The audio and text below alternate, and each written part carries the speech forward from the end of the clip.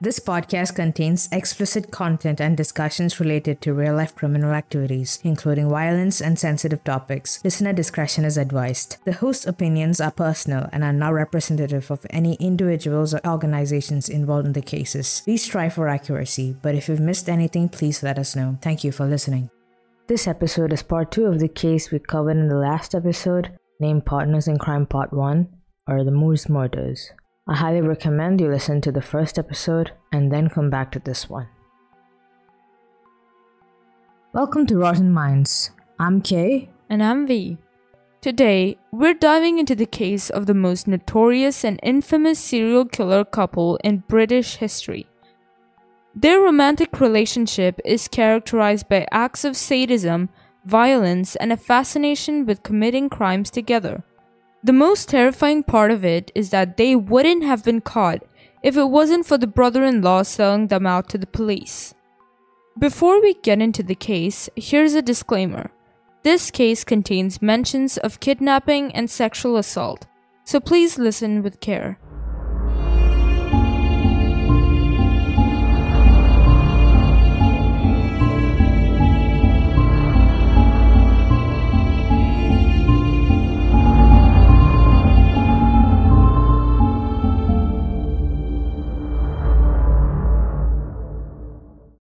If you've not listened to the first episode of this case, highly recommend you check that out first.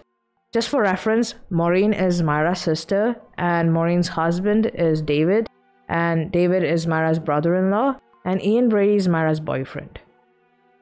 Maureen's parents were unaccepting of David because he had a criminal record and shared similar qualities with Ian.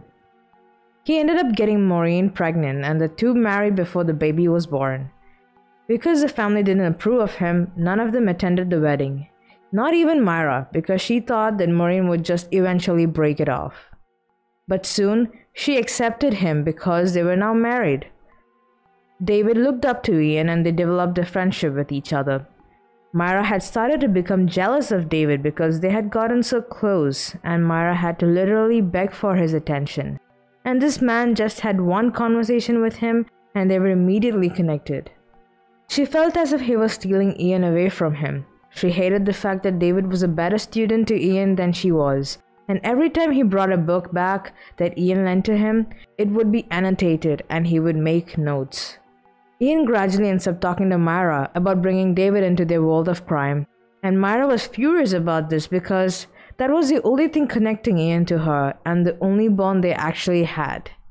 Soon, Ian and Myra decide to move in together and rent a place at Hattersley. They became very popular with the kids in the neighborhood because they were a kind couple, with particularly the next door neighbor, Patty, a 10-year-old girl, and Patty loved dogs.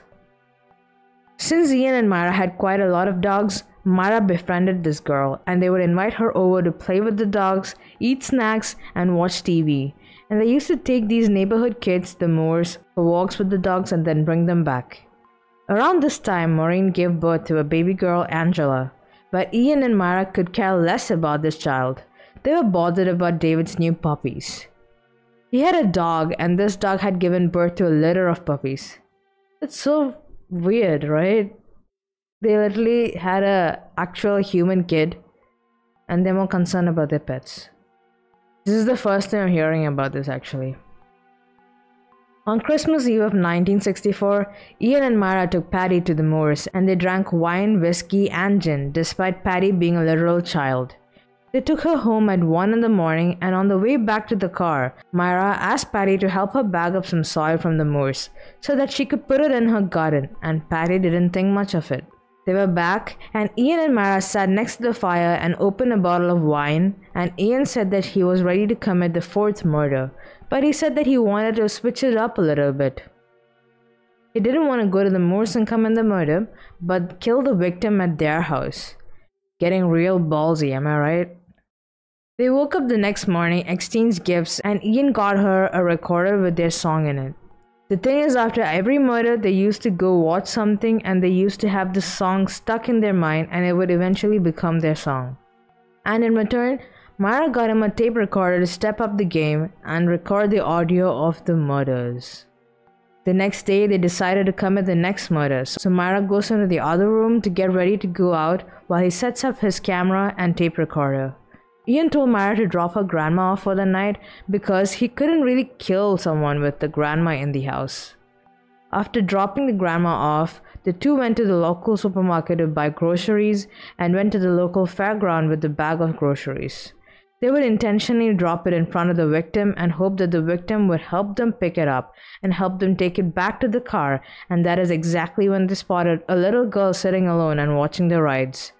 Everything unfolds according to the plan, and the little girl helps them pick up their stuff and agrees to help them take it to their car, and even agrees to help them to their house with it.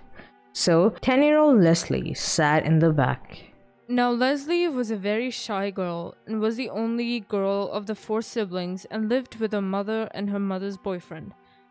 So on that day, they exchanged gifts and Leslie wanted to play with her new sewing machine, and her mother promised to help her out in using it that night because it was quite dangerous.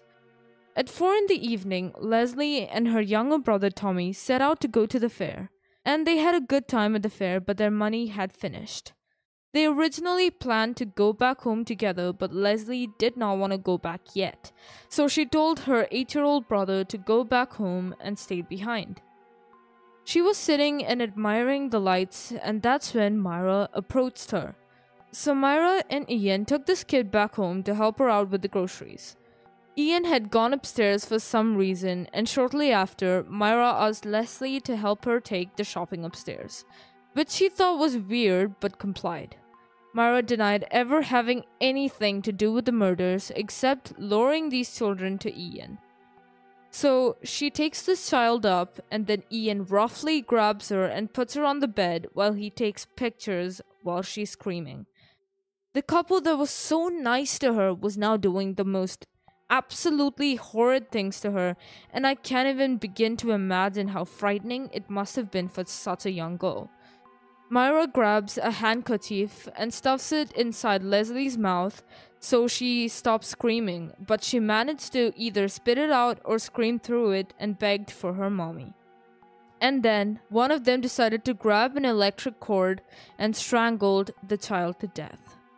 Now both of them blamed it on each other, so we actually don't know who did it. Ian later confessed that Myra was the one who did it and had the cord on her bedside table, and before going to sleep, she used to take it and admire it as if reminiscing on the horrible act that she did. During the court hearing, it was so awful listening to the audio that it brought grown men to tears, and members of the jury had to run out because they were going to throw up, and the officers had to go through therapy after this case. That just kind of shows how gruesome the acts were that the couple did. And that too cold-bloodedly. And they had no... The fact that they used to commit all these murders and then go back and then sit on top of their graves and kind of play with their dogs. And spend time so leisurely after killing someone is just insane, especially a kid. Myra then washed Leslie's body and wrapped her in a rug and carried her into the van. And on the evening of 26 December, they drove to the moors to go bury the body, but they couldn't get far because of the bad conditions of the road, so they decided to take the body back to Myra's room and kept it there while they sat near the fire again and drank wine and talked about the murder.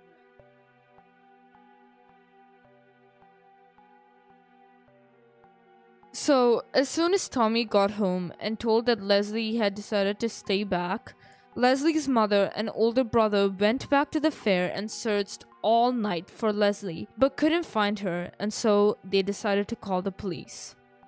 Ian and Myra buried the body the next day, and she was the first to be buried naked, and they put her clothes by her feet. After 2 days of searching, people started to lose hope.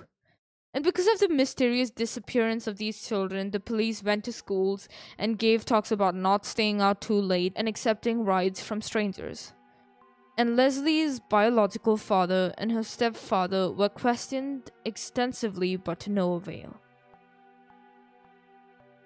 A couple days after Leslie's murder, Patty noticed a newspaper lying on the doorstep of Ian and Myra's house and told them how she used to play with this kid, and they made her read it out to them. To think that the child was just reading out the disappearance of a friend to the very people that murdered the girl is just incredibly eerie. Leslie's mother had put a £100 reward, which is roughly £2,000 today. She said that no one had touched Leslie's room and it was exactly as it was when she had left. Around a month after the murder, Ian and Myra decided to go on a trip to Scotland and asked Patty if she wanted to come, but Patty's mother refused, which eventually saved her life. A little while later, Myra's and Ian's friendship with Patty was cut short when she was caught climbing over the fence of her garden by Ian, and he threatened to break her neck if she tried stealing from them, and they never talked after that. In the middle of April of 1964, Maureen's and David's baby end up passing away due to bronchitis, and Maureen takes the child to the hospital because David was at work. When he came to know, he was angry at the world for giving him a gift and then snatching it away from him so unfairly. He trashed the hospital and was in a fit of rage, punching walls, breaking things, and slamming doors. And as soon as the rage died down, he cried so much. On one of the days after her death, David saw one of her belongings lying around and again got very angry and never wanted to be reminded of her. So he took all her belongings, stuffed it in a suitcase, and took it to a bridge and threw the suitcase off of the bridge. Meanwhile, Ian and Myra couldn't care less about the child's death. Soon the baby's funeral takes place, and Ian pretends to show some fake sympathy and goes back to being emotionless. Myra expected it to be a closed coffin, so she went close, and when she saw her niece lying lifeless, her eyes started to well with tears, and David and Maureen noticed it, but she asked them not to tell Ian. You know what pisses me off so much is that she could feel sympathy for her niece when she and her boyfriend mercilessly killed so many children and she didn't even shed one tear. Truly amazing how much of a hypocrite she was. Soon after, they decided to take Maureen and her husband to the moors in order to get their mind off of their child's death. And honestly, it's just so sick and twisted how they took a grieving couple who lost their kid to the graveyard of other children.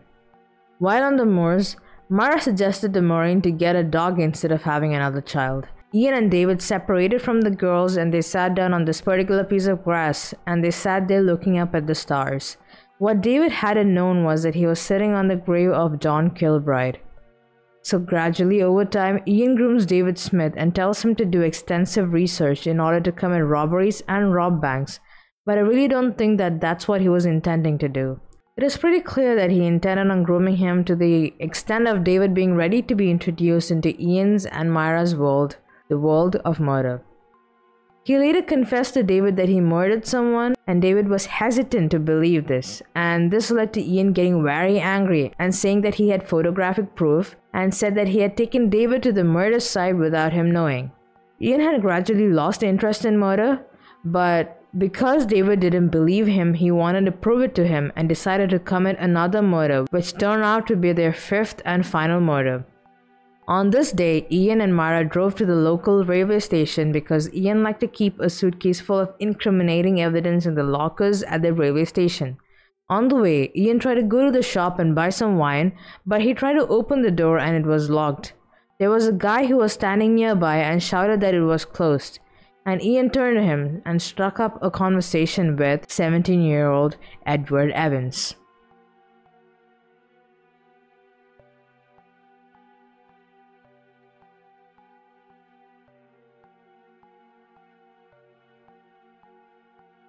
Edward was raised in Manchester and had 2 siblings and led a pretty normal life. He was actually supposed to go to a football game. Ian started flirting with Edward and invited him back to his house. So they got into the van and he introduced Myra as his sister. And when they reached the house, Ian turned to Myra and told her to go get David. It was now 11 p.m. and Myra walked to Maureen's house and knocked on the door and told her something about the grandmother, and Maureen asked her why she had to wake her up then. And Myra just came up with something and asked if David could walk her back home because it was late and dark. Both of them said that David knew exactly what was going on and knew that she'd come knocking and get him to walk her back home. But David, on the other hand, claimed that he had no idea and was just randomly woken up. According to David's version of the story, as soon as they got back to the house, Myra went into the kitchen to get the bottles of wine which she told she'd give him, and a few minutes later, David said that he heard banging, shouting, and swearing outside the living room, and he burst into the living room, and Myra shouted at him to go and help Ian, who was struggling with Edward Evans with an axe in his hand, repeatedly hitting him. David just stood there frozen, not knowing what to do, and watched as Ian hit Edward and eventually strangled him to death.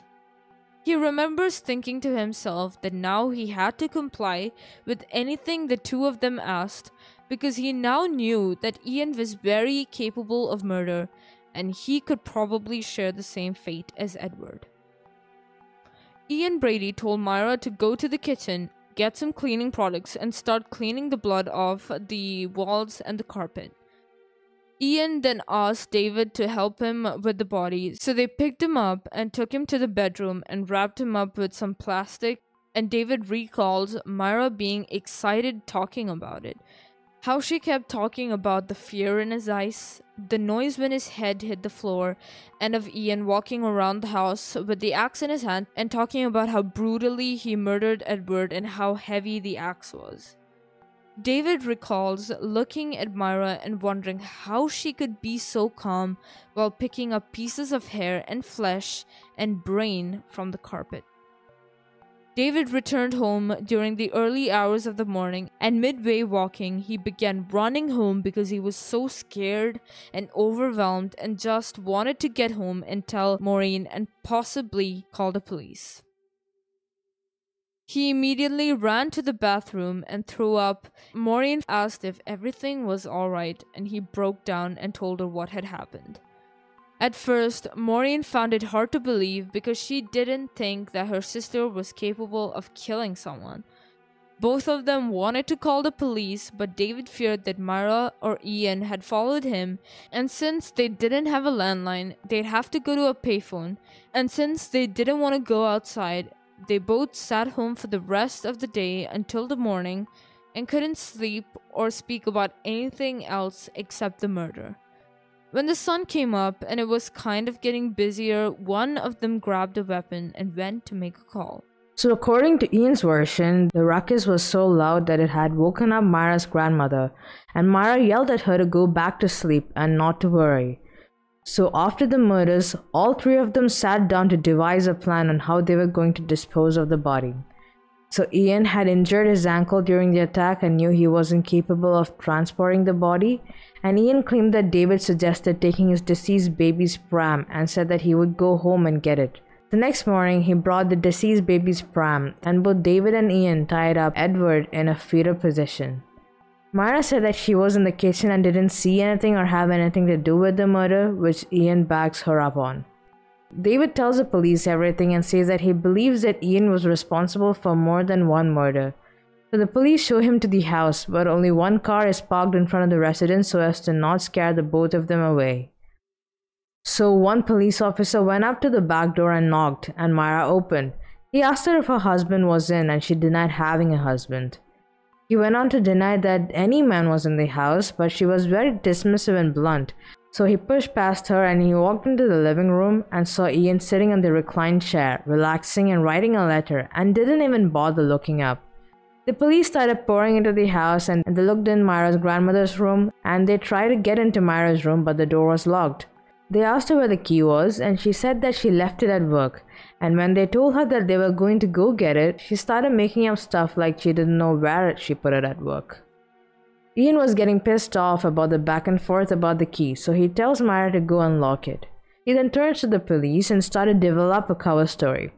So when they entered the room, they found the body of Edward Evans tied up in a fetal position, and immediately they arrested Ian Brady, but didn't arrest Myra Hindley. They just took Myra and her grandmother to a different place. Ian told the police that he had gotten into an argument and the argument got out of hand, resulting in him killing Edward. During an autopsy, they found 14 axe-related wounds on the body, but the death was by strangulation. The police were searching all of Ian's and Myra's possessions for evidence, and in Myra's car they found some pretty good evidence. A brown wallet with a few scraps of paper in Ian's handwriting about how to get away with murder. Things like how to clean a gun, how to dispose of a body, how to dig a deep enough hole, how to clean an axe. They also found Ian Brady's notebook, and in it were a lot of drawings of fields and strange phrases like the stone by the brook, which was later discovered to mean the resting place of John Kilbride. They eventually ended up connecting John's murder to Ian Brady from David's previous statement and the evidence in the notebook. The police went to talk with David again and talked about the Edward Evans murder case, and he gave his statement. So the police went to the station and asked one of the staff if they recognized the man, Ian Brady, which one of them did. He said that Ian had rented a locker and went to open it with the master key. Inside, they found suitcases filled with incriminating evidence, and there were some photos of children and some photos of Myra and Ian on the moors, and the knives, Myra's wig, and the tape recorder, and as soon as they played the audio, they knew what they were listening to. They confirmed with Leslie's mother that it was indeed Leslie's voice.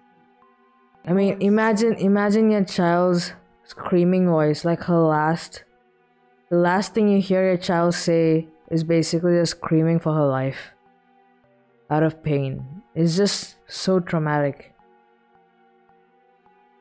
Ian was charged with the murder of Edward Evans while Myra walked free. So as soon as she found out, she burnt all the evidence. She didn't manage to get the tape recorder in time, but managed to burn nearly everything else.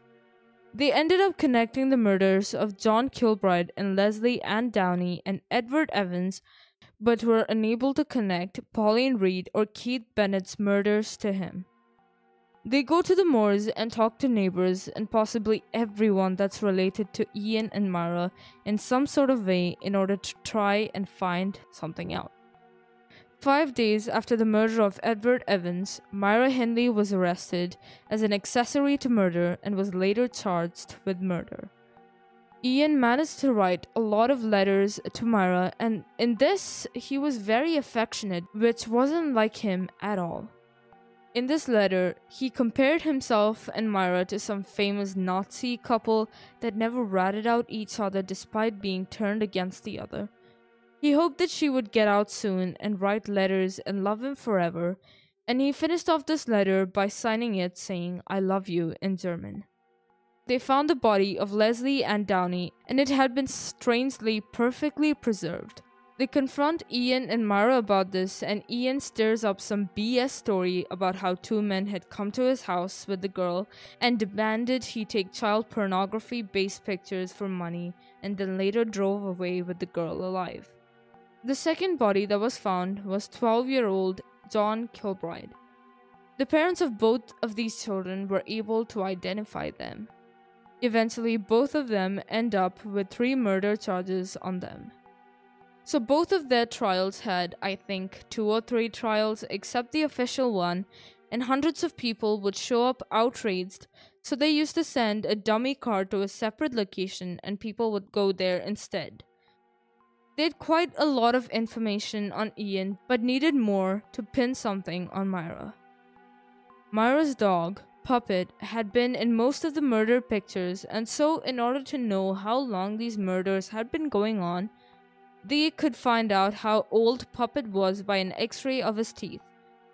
However, after Puppet goes under general anesthetic, he passes away.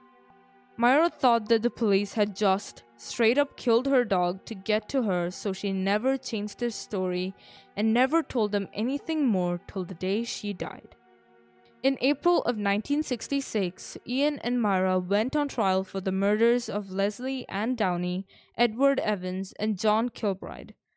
The media was particularly focused on Myra and talked about the fact that she was 20 years old but looked so much older. I think they focused more on her because it was very uncommon for women to murder back in those days, and there was a stereotype about women being nurturers and carers of children. The jury found Ian guilty of 3 counts of murder, but only found Myra guilty of 2 counts of murder, Leslie Ann Downey and Edward Evans. They connected her to John Kilbride's murder as an accessory to murder. Both of them were sentenced to life in prison because the death penalty had been abolished just a few months before their arrest.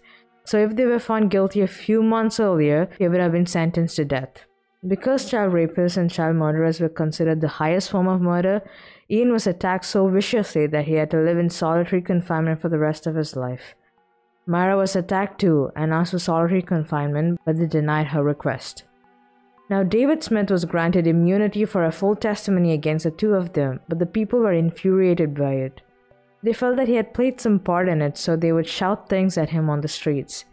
Because he used to get attacked so much, he decided to carry a weapon. And when he was attacked, he stabbed a man and got 3 years. Maureen and David had another child previously, and since David couldn't find a job with the reputation he had, he fell into poverty and couldn't afford to support his child or wife. So Maureen ends up divorcing him and says that he was sick of this life. And at some point they had another child, so Maureen took these two kids away to grow up away from this kind of environment. But they didn't grow up having the life that she wanted them to have. Maureen ends up dying from brain hemorrhage at the age of 34. David was arrested for the attempted murder of his father, which is not exactly like how it sounds. His father had terminal cancer and wanted David to poison him. So he didn't end up serving a lot of time. Meanwhile, Myra ended up forgetting about Ian and started having an affair with the prison guard named Patricia, but Patricia claimed that she did not know who Myra was. They both fall in love and come up with a plan to get Myra out of jail.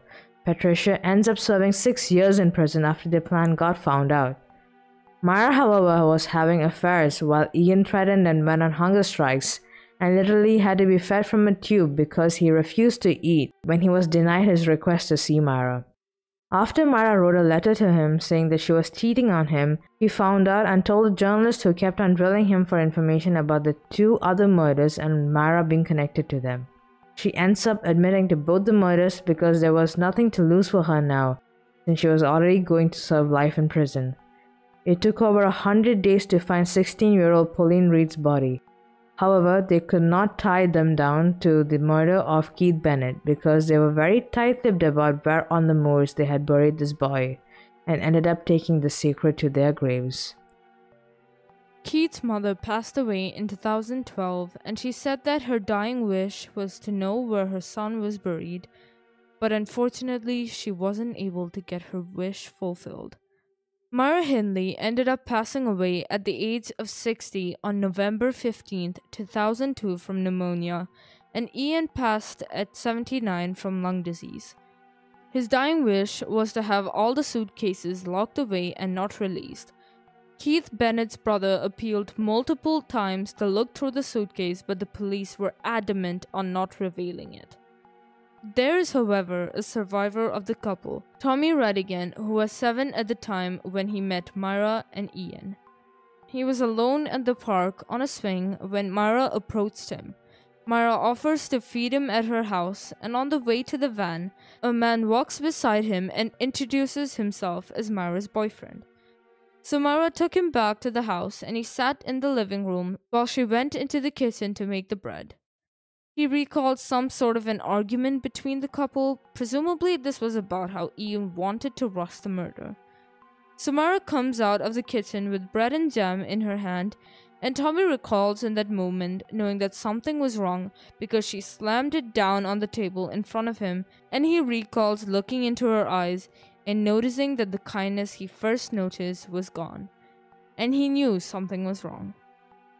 She went back to the kitchen, and Tommy looked down at the bread and noticed that it was just jam on bread and there was no margarine, which was not the proper way to do it. Tommy said that at this point, his fight-or-flight instinct kicked in and he noticed the window and ran and tried to open the latch, but I think it was a slide window. It had gotten stuck at 4 inches and that wasn't enough space for him to escape. So he pushed till it slammed open to the other side, gathering both their attention. And just as Myra had grabbed his ankles, he dived out and had just enough momentum to break free and slip away. Tommy had the survivor's guilt because John Kilbride's murder had just taken place a few weeks after, and he felt guilty because if he had died, John wouldn't have been killed. The second survivor was David Gray.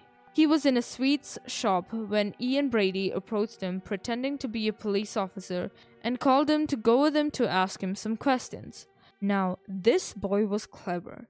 He asked for identification as proof, and when Ian didn't have any, he laughed and realized this was probably dangerous and stepped away. About Tommy's survivor's guilt, I feel like if he hadn't escaped or if he had even, it wouldn't have made a difference. They would have still killed another person. They would have just went on and committed another murder. To them, this was pretty much a game. They just got off on it. And also another thing is, Myra lived up to be 60 years old, yes, and Ian lived up to be in his late 70s. Both of them got to live full lives when they robbed so many children of their precious lives, especially in their young, very, very young ages. Brought up a whole generation of trauma into their families. Especially their siblings obviously are going to feel that gap of not having a sibling anymore. Their parents who are missing a child. The community who's missing a child. There's so much trauma that they caused, and they got to live their full lives. Well, that's it for today's case. Let us know what you guys think. Leave your thoughts in the comments, stay safe out there, and we will see you in the next episode.